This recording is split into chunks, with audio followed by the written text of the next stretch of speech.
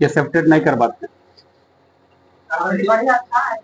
बताइए कैसे। बहुत जो माने नहीं भरा, और जो रेलवे जो भर्ती उसका एक और नहीं भरा, एक और निकल के ऑटो तुम्हारा उसका साथ चल रहा है। चलना जाए। हाँ, जानबूझ के काला रिश्ता। बताइए कैसे।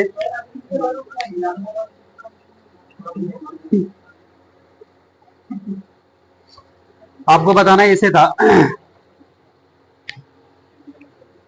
कि भारत के राष्ट्रगान सबसे पहले कांग्रेस के किस अधिवेशन में गाया गया? ठीक है, कलकत्ता अधिवेशन। राष्ट्रगान गाने का समय अवधि कितना है? पूरा। हाँ, 52 सेकेंड। बताइएगा इस आपका राष्ट्रगान पहली बार कब गाया गया था? स्मॉल डॉट लीजिएगा।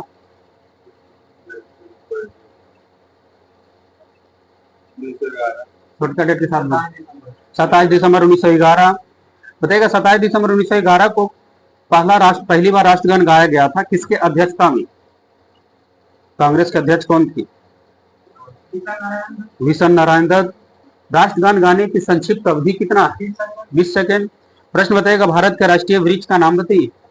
बरगद। राष्ट्रगान का संक्षिप्त अवधि में बताइएगा कौन सी पंक्तियां गाई जाती? First and last. बताइएगा आगे साहब का। अब बताइएगा कि RNT ने बताइएगा राष्ट्रगान को तत्वबोधिनी में बताइएगा भारत भाग विधाता शीर्षक से कब प्रकाशित किए? 1912 ईस्वी में। आप ही बताइए जैसे भारत के संसद का जो स्टार्टिंग जो होता कार्य वो किस गान से शुरू होता? भारतीय संसद का अधिवेशन का प्रारंभ जनगणमन राष्ट्रगान से शुरू होता है। भारत के राष्ट्रीय पक्षी का वैज्ञानिक नाम बताइए। मोर का पावो क्रिस्टेटस। भारत के राष्ट्रीय नदी का नाम बताइएगा। गंगा नदी। प्राक्कलन समिति जो है बताना होगा आपका, उसमें कुल कितना सदस्य होता है? प्राक्कलन समिति में सदस्यों की संख्या 30 वो होता है।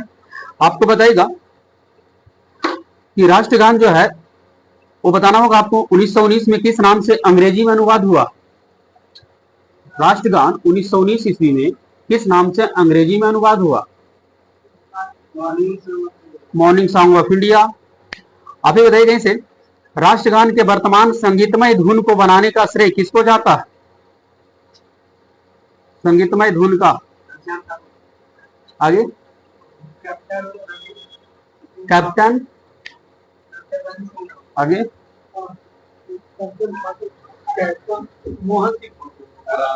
ठीक है, कैप्टन राम सिंह ठाकुर ने दिए संगीतमय धुन बनाए हैं। प्रश्न आगे से बताइएगा राष्ट्रीय गीत के रचयिता कौन है भारत में? बंकिम चंद्र चटर्जी। बताइएगा सबसे बड़ा संसदीय समिति का नाम बताइए। प्राक्कलन समिति। प्राक्कलन समिति में राज्यसभा से कितने सदस्य आते? एक भी नहीं। प्रश्न आगे से बताना होगा भारत के राष्ट्रीय गीत पहली बार कब गाया गया था? हाँ ठीक है, 1896 ईस्वी में। प्रश्न बताइएगा आगे से भारत के राष्ट्रीय गीत को कब स्वीकारा गया संविधान सभा द्वारा?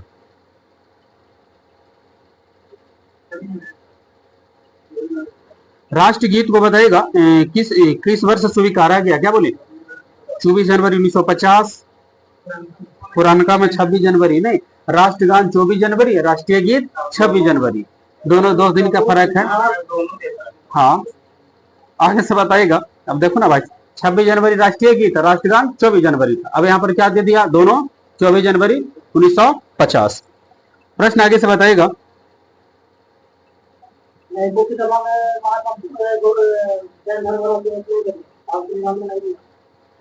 आपको बताना है कि भारतीय राष्ट्रीय कांग्रेस के किस अधिवेशन में पहली बार राष्ट्रीय गीत गाया गया? कोलकाता अधिवेशन। राष्ट्रीय गीत पहली बार 1896 में जब गाया गया कांग्रेस के अधिवेशन में, तो उसकी अध्यक्षता कौन किए थे? रहमतुल्लाह साहनी। प्रश्न देगा राष्ट्रीय गीत गाने का समय अवधि कितना है? 65 सेकेंड। प्रश्न आगे से बताना हो आपको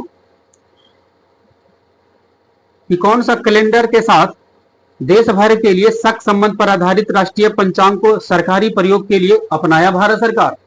किस कैलेंडर के अनुसार दुनिया में कैलेंडर प्रचलित है?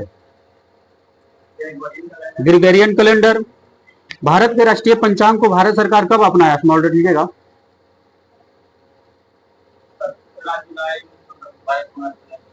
22 मार्च 1957। भारत के राष्ट्रीय फूल कमल का वैज्ञानिक नाम बताइए।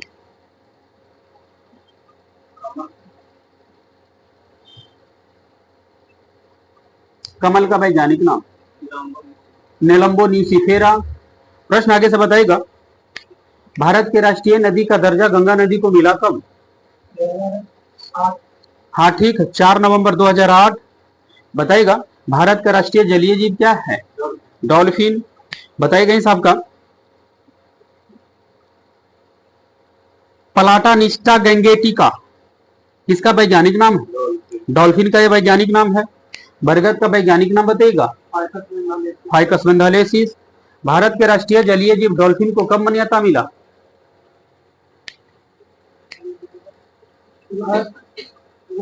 2009, 5 अक्टूबर 2009। प्रश्न आगे से बताइएगा, भारत का विरासत पशु का नाम बताइए। हाथी। प्रश्न आगे से बताइएगा, प्राक्कलन समिति के सदस्य का कार्यकाल कितना समय का होता है? 1 साल का होता है। आगे से बताइएगा, प्राक्कलन समिति का प्रत्येक वर्ष किस महीना में उसका कार्यकाल चालू होता है और किस महीना में समाप्त हो जाता है? प्रत्येक साल। ठीक है, मई में चालू होता है और अप्रैल में समाप्त हो जाता है। प्रश्न आगे से बताइएगा, प्राक्कलन समिति का अध्यक्ष जो है किसके द्वारा मनोनीत होते हैं? हाँ, लोकसभा के अध्यक्ष के द्वारा मनोनीत होते हैं। बताइएगा, प्राक्कलन समिति बताएगा उसका अध्यक्ष लोकसभा के अध्यक्ष द्वारा मनोनीत होते हैं, किंतु यदि लोकसभा का उपाध्यक्ष इस समिति को चुना जाता है, यदि लोकसभा का उपाध्यक्ष इस समिति में चुना जाता है, तो बताइएगा इस समिति के अध्यक्ष भी किन्हें बना दिया जाएगा? सभ्य रहता लोकसभा से। अगर 30 गो होता प्राक्कलन समिति में सदस्य, अगर 30 में से अगर उपाध्यक्ष है ना, उपाध्यक्ष को अगर चुन भी लिया जाता तो उसका अध्यक्षता कौन करेगा? इंटरबाइटी उपाध्यक्ष अध्यक्षता जो करे लगेगा, उपाध्यक्ष ही उसका अध्यक्ष हो जाता है। हेलो, समझ में? प्राक्कलन समिति में कुल कितना सदस्य? 30 को। अगर उसमें उपाध्यक्ष भी अगर चुन लेते हैं 30 में से, तो उसके अध्यक्ष कौन बन जाएगा? अपने से उपाध्यक्ष। ठीक है, आगे से बताएगा, क्वेश्चन आगे ऐसा बताना है कि प्राक्कलन समिति के प्रतिवेदन पर सदन में बहस होती है या नहीं? नहीं, प्राक्कलन समिति के प्रतिवेदन पर सदन में बहस नहीं होता, परंतु यह समिति अपना कार्य पूरा साल भर करते रहता है। आगे से बताना है आपको, भारत के राष्ट्रीय फल आम का वैज्ञानिक नाम? Mangifera indica. हाथी का वैज्ञानिक नाम बताइएगा। भारत का विरासत पशु हाथी का वैज्ञानिक नाम?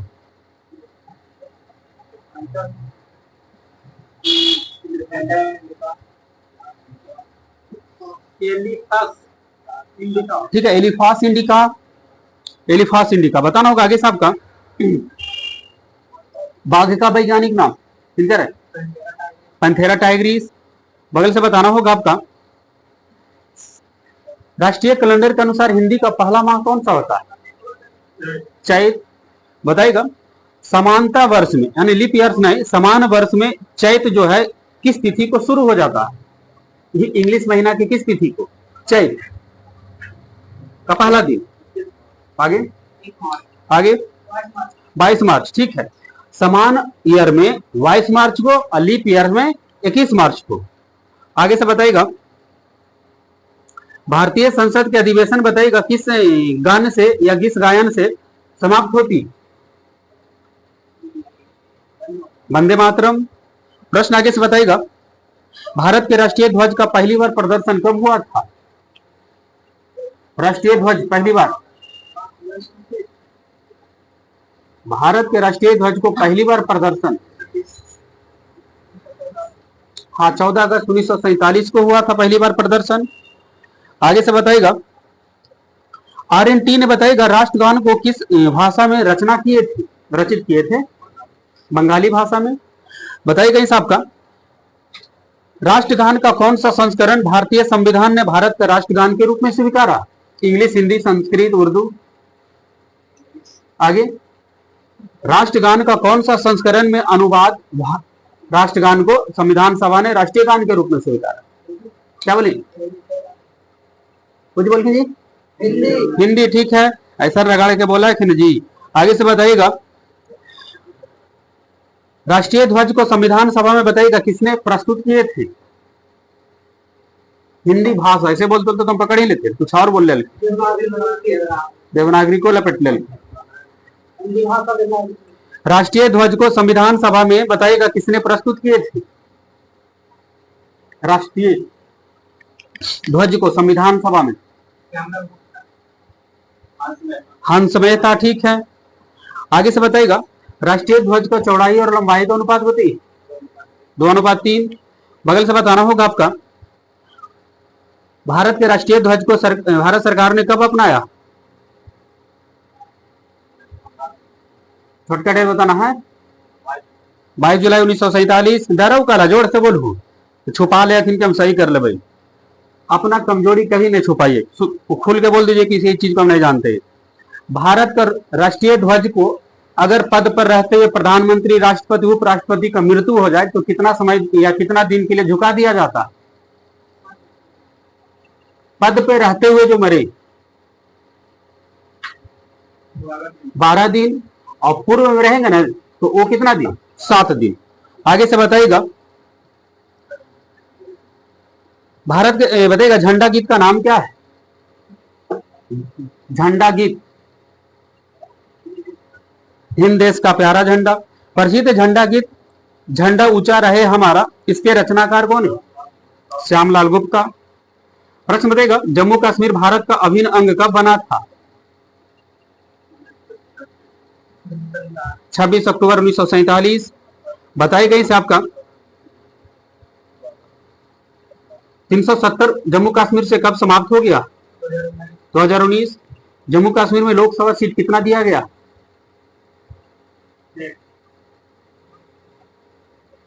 5 जम्मू कश्मीर में और लद्दाख में 1। आगे से बताना होगा आपका, जम्मू कश्मीर में विधानसभा सीट की संख्या कितना है। विधानसभा सीट क्या बोले आगे, पीओके वाला जोड़ ले अखबार में 90, ठीक है। आगे से बताइएगा, राष्ट्रपति शासन किस अनुच्छेद के तहत लगता है। 356। बताइएगा आगे साहब का, सबसे पहले राष्ट्रपति शासन किस राज्य में लागू हुआ था। क्या बोले, पंजाब। बताइएगा अभी पंजाब में मुख्यमंत्री कौन बने हुए, भगवंत मान। आगे से बताइएगा, सर्वाधिक समय तक बताइएगा 356 का इस्तेमाल कहां हुआ था। जम्मू कश्मीर। प्रश्न आगे से बताइएगा, बिहार में बताइएगा 356 पहली बार कब लगा था राष्ट्रपति शासन।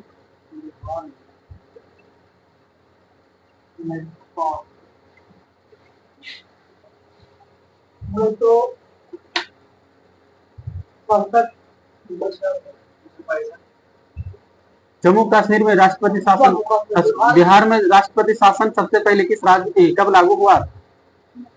1968। प्रश्न बताना होगा इसे, द्वितीय आपात किस अनुच्छेद के तहत लगता है।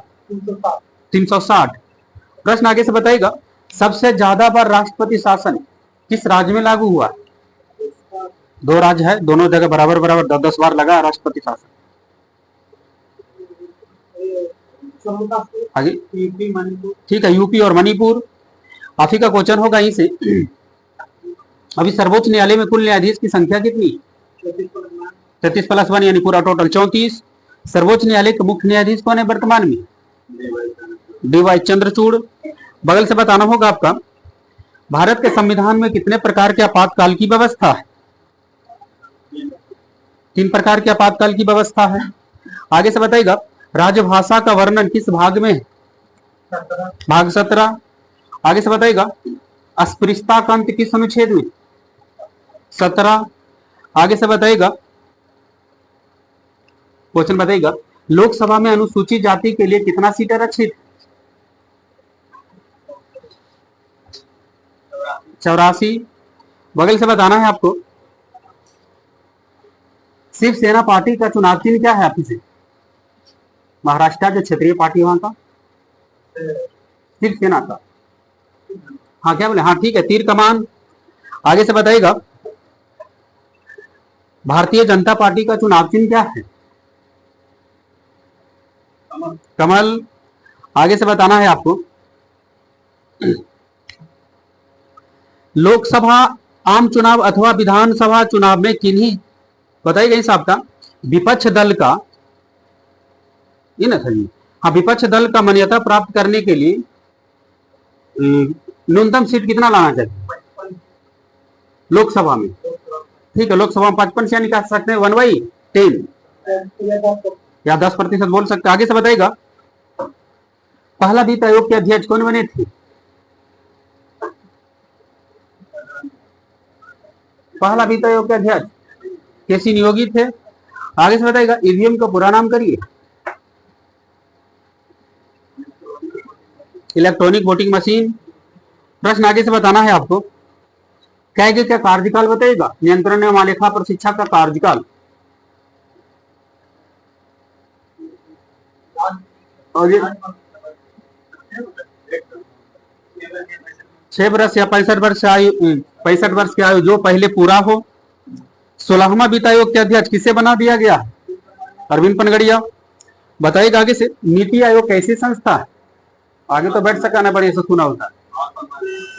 हाँ ठीक है, गैर संवैधानिक संस्था। गैर संवैधानिक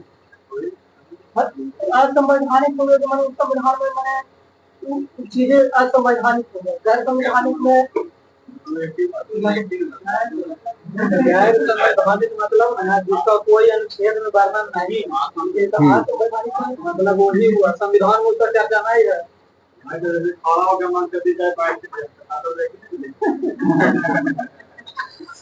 गैर संवैधानिक बताना होगा आगे साहब का। नीति का पूरा नाम करिए। क्या बोले? National institution for transforming India. अंतरराज्यीय परिषद का गठन किस अनुच्छेद में वर्णन है?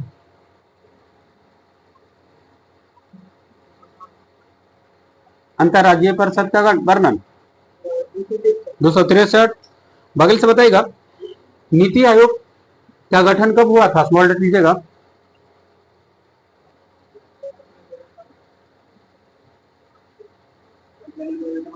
कोई बोला ठीक है, 1 जनवरी 2015। आगे से बताइएगा संघ सूची में कितना विषय शामिल है? 100। आगे बैठे बयान से तना सुनवो बढ़िया सु कैसे बोला कि 100। आगे से बताइएगा राज्यपाल का सारा अधिकार का प्रयोग कौन करता है? सॉरी, राज्यपाल के सारे अधिकार का प्रयोग कौन करता है? मुख्यमंत्री। आगे से बताइएगा मुख्यमंत्री बनने के लिए न्यूनतम आयु कितनी होनी चाहिए? हाँ ठीक है, 25 वर्ष। आगे से बताइएगा राज्यपाल का मासिक वेतन कितना है? 3.5 लाख। आपको बताना होगा आगे से सबसे ज्यादा विधानसभा सीट की संख्या उत्तर प्रदेश में 403। यूपी के बाद सबसे अधिक विधानसभा सीट किस राज्य में? आगे यूपी के बाद विधानसभा सीट की संख्या सबसे ज्यादा किस राज्य में?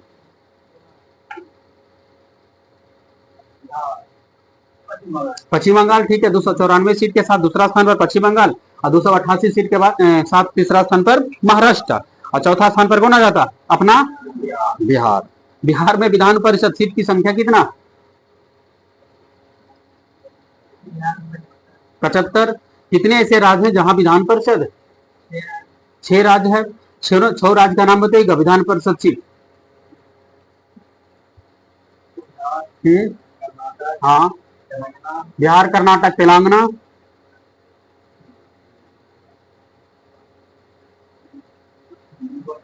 बदला आगे आगे बिहार, कर्नाटक, तेलंगाना, यूपी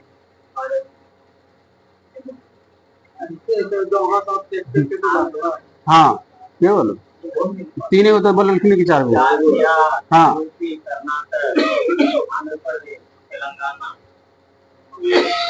वो महाराष्ट्र।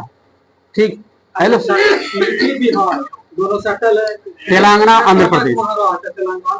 6 राज्य देखिएगा, यूपी, बिहार, तेलंगाना, आंध्र प्रदेश, कर्नाटका और महाराष्ट्र। बताएगा महाराष्ट्र में बताइएगा विधान परिषद सीट की संख्या बताइए।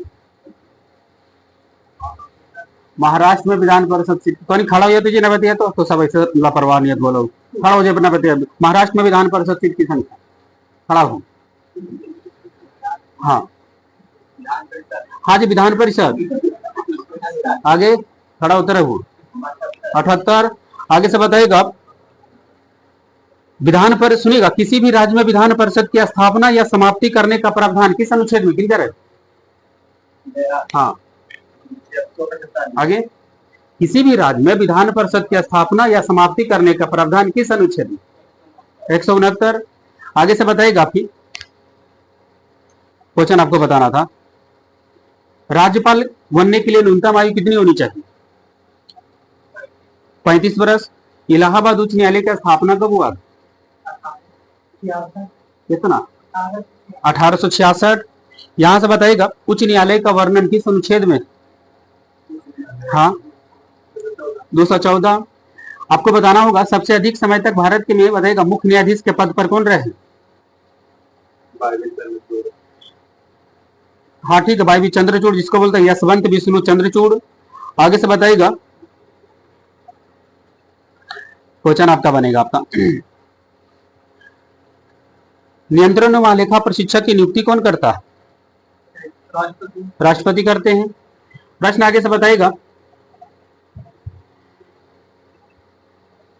आपका बताना इसे था कि भारत के राज्य क्षेत्र के सभी न्यायालय में सुनवाई का अधिकार किसको प्राप्त है? भारत में कहीं पर भी जाके सुनवाई करने का अधिकार अटॉर्नी जनरल ऑफ इंडिया, मतलब महान 1.96 गुना 10⁸ मीटर पर सेकेंड। यहां से बताना होगा आपको प्रकाश का तरंग दैर्घ्य कितना होता रेंज में है? 3900 से 7800 एंगस्ट्रॉम। आपको बताना होगा इसे अपेक्षिक आर्द्रता बनने के लिए ओस सुनिएगा, ओस बनने के लिए अपेक्षिक आर्द्रता कितना % होनी चाहिए? आगे, ओस बनने के लिए अपेक्षिक आर्द्रता कितनी होनी चाहिए?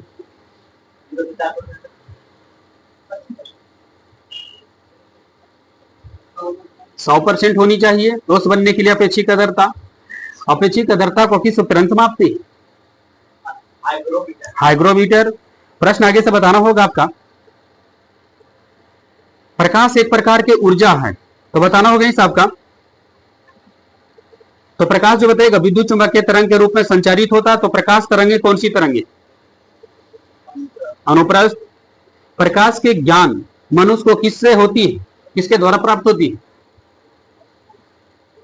प्रकाश के ज्ञान कि यह प्रकाश है या नहीं, आंख, ठीक। इसका जो ज्ञान मिलता मनुष्य को किसके द्वारा? मनुष्य के आंख के द्वारा। आगे से बताइएगा,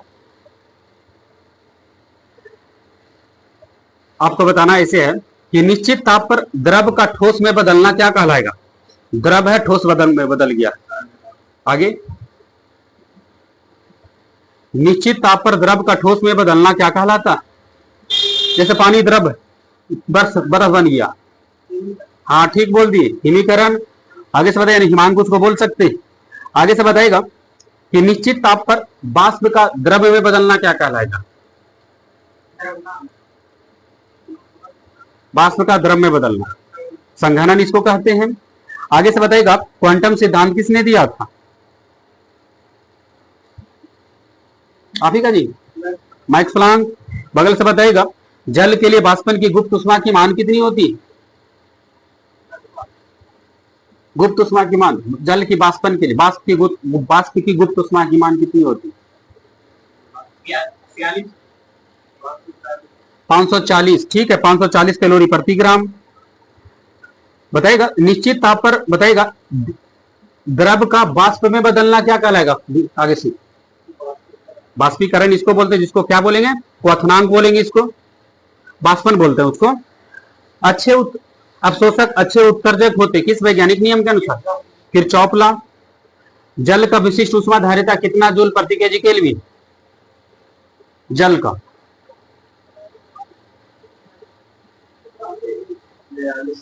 4200 जूल प्रति केजी केल्विन। 1 कैलोरी बराबर कितना जूल? 4.2 जूल।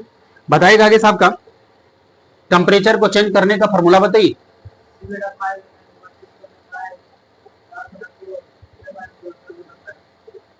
सुन लो,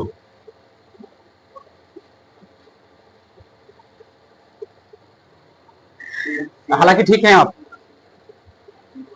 नहीं ठीक है, उनको बोल रहे थे C/5 F minus 32/9 R/4 K minus 273/5। ठीक। प्रश्न अगर बोलेंगे कि फ़ारेनहाइट को कितने बराबर भाग में बांटा गया है? हाँ ठीक है, 180 ध्यान देना है, 9 नहीं बोलना है यहाँ पर। बगल से बताएगा 1 किलो कैलोरी बराबर कितना कैलोरी? 1 किलो कैलोरी बराबर कितना कैलोरी? 1000 कैलोरी। बताएगा पानी का क्वथनांक बिंदु कितना है? हाँ 100 डिग्री सेंटीग्रेड। पारा कितना डिग्री सी पर जम जाता है? -39 डिग्री सेंटीग्रेड पर। बताएगा हाइड्रोजन में ध्वनि की चाल कितनी होती है? हाइड्रोजन में ध्वनि की चाल 1269 मीटर पर सेकेंड। सभी विद्युत चुंबकीय तरंग किसकी बनी होती? सभी विद्युत चुंबकीय तरंग किसकी बनी होती? फोटॉन की। बगल से बताएगा कान पर ध्वनि का प्रभाव कितना समय तक रहता है? 1/10 सेकेंड। प्रतिध्वनि सुनने के लिए श्रोता एवं प्रवर्तक सतह के बीच की न्यूनतम दूरी कितनी होनी चाहिए? 16.9 लगभग 17 मीटर। आगे से बताएगा गामा किरण की खोज किसने किया था? Paul Willard. गामा किरण का नामकरण किसने किया था? रदरफोर्ड। नहीं तो गामा किरण की खोज कभी कभी हेनरी बैकरल भी देता, ध्यान देना है। आगे से बताएगा जल में ध्वनि की चाल कितनी होती? 1483 मीटर पर सेकेंड। आपको बताना था आगे से आवृत्ति का ऐसा मात्रा क्या होता है? हर्ट्ज। बताइएगा आप लालटेन या लैंप की बत्ती में तेल की ऊपर जो चढ़ता है किस क्रिया द्वारा? केशिकत्व क्रिया। किसी नली में द्रव का ऊपर चढ़ना या नीचे गिरना, इस घटना को क्या कहिएगा? हाँ इसको केशिकत्व बोला जाता है। आपको बताना होगा इसे दाब का ऐसा मात्रक पास्कल होता है। तो दाब कौन सी राशि? अदिश राशि है।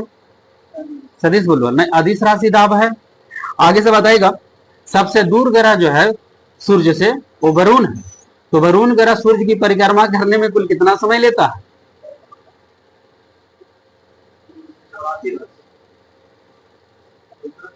वरुण ग्रह सूर्य की परिक्रमा करने में कितना समय ले लेता है? 165। हाँ ठीक है, 165 वर्ष।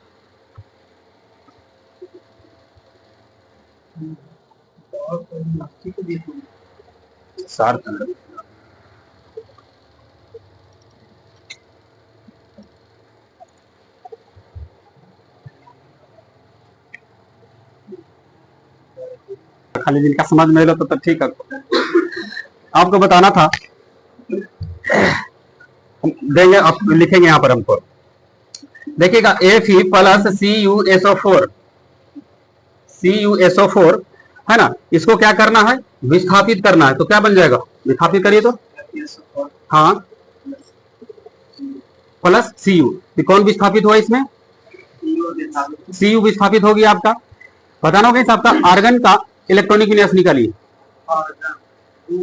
288 किसका इलेक्ट्रॉनिक विन्यास है? सिलिकॉन।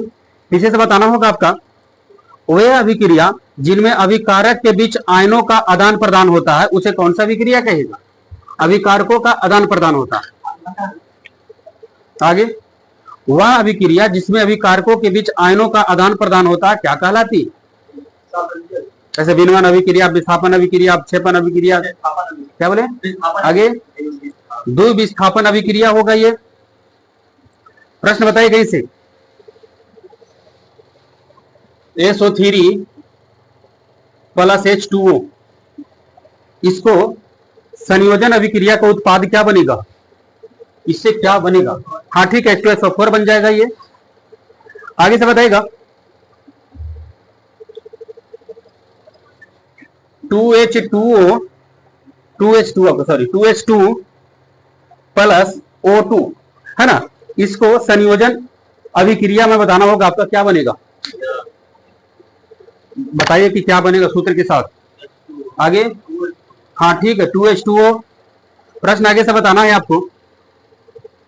देखिए क्या करा, एक तत्व है जो आवर्त दू का है और समूह दू से भी संबंधित है ना। तो इस तत्व के परमाणु में संयोजी इलेक्ट्रॉन कितना हो सकता है? 2 ही संयोजी इलेक्ट्रॉन भी हो जाएगा आपका। आगे से बताना होगा, सुनेगा कि कौन सा गुणधर्म आवर्त सारणी के समूह में नीचे जाने पर समान रहेगा। एक समूह में जो है ना, पूरा ऊपर से नीचे वाला में समान रहेगा। कौन सा एक गुण? ऑप्शन ले सकते। संयोजकता, धात्विक गुण एवं लक्षण, परमाणु आकार, अधात्विक गुण लक्षण। हाँ, एक समूह के जितना तत्व रहेगा सभी का संयोजकता क्या हो जाएगा? समान हो जाएगा। देखो तो मैसेज आलो, खोजिए लो।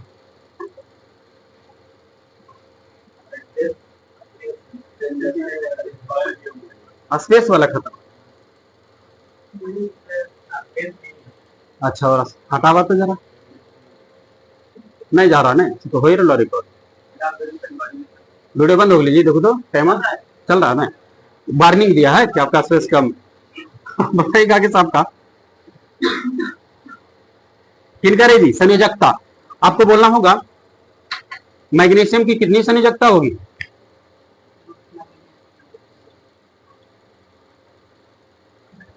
दो का संयोजकता, बड़ी देरी ले ला। मैग्नीशियम का कितना? 12। इलेक्ट्रॉनिक विन्यास से तोड़ेंगे, ये लास्ट वाला संयोजकता बनेगा। 4 से 4 तक ही रह जाएगा तो संयोजकता वही हो जाएगा। 4 से ज्यादा हो जाएगा तो क्या करेंगे? 8 में घटा देंगे। हेलो समझिए। नाइट्रोजन की संयोजकता बताइए। देखो 3 होगा नाइट्रोजन की संयोजकता। बगल से बताना होगा आपका। देखिए क्वेश्चन क्या कर रहा, लिखिएगा तो लिख सकते हैं जी, तो लिखवो हम ही आओ का। क्वेश्चन होगा आपका, देखिएगा Na2SO4 प्लस VaCl2 से बना दिया गया है क्या? बन गया है आपका VaSO4 प्लस 2NaCl। ऐसा बना है, तो ऐसा बना है तो इसका जो पूछने का मतलब है कि इनमें से कौन सा विक्रिया का उदाहरण है। ऑप्शन तो है ना को, 2 विस्थापन। ऑप्शन जो आपका पास है विस्थापन, अवक्षेपन, अपघटन, संयोजन। आगे ऐसे अंदाजा नहीं मत करना तो खड़ा कर दो बॉक्सी रवजी। 4 को ऑप्शन मिल गया तो हाँ बिल्कुल ठीक है। अवक्षेपन उसी बोलते हैं। 2 विस्थापन तो उसी को बोलता है, तो उसको याद रख लीजिए। ऑप्शन नहीं मिलेगा 2 विस्थापन तो क्या बोलना? अवक्षेपन। आगे से बताना होगा आपका,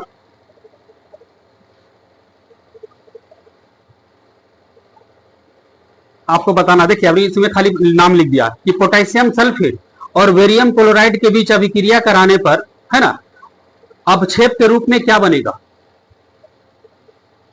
पोटेशियम सल्फेट और बेरियम क्लोराइड, इसको अभिक्रिया कराएंगे तो अपक्षेप के रूप में कौन सा रसायन बन जाएगा?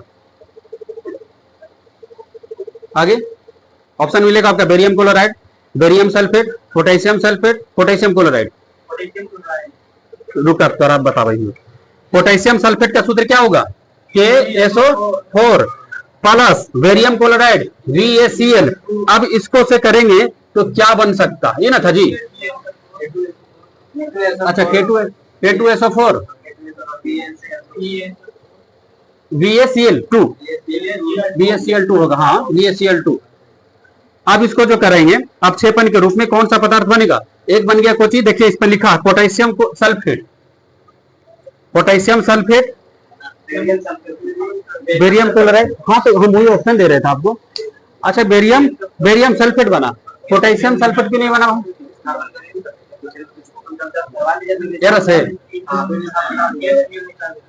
VaSO4 2HCl ये हो गया ना, तो बना क्या? Barium sulphate. बिल्कुल ठीक, बेरियम सल्फेट बना। ठीक है, आगे से बताएगा। वही समझ में आ रहा है, तो लगभग दोनों बन लो। आगे से बताएगा कि द्वि विस्थापन अभिक्रिया के परिणाम स्वरूप क्या होगा? किनकर है? अवक्षेप बनते हैं, रंग बदल जाता है, गैस उत्सर्जित करता है। इनमें से एक गलत है। शुरू वाला गलत नहीं। आगे प्रश्न है, द्वि विस्थापन अभिक्रिया में परिणाम स्वरूप इनमें से गलत क्या है? अवक्षेपन बनते हैं, गैस उत्सर्जित होती है, रंग बदलता है।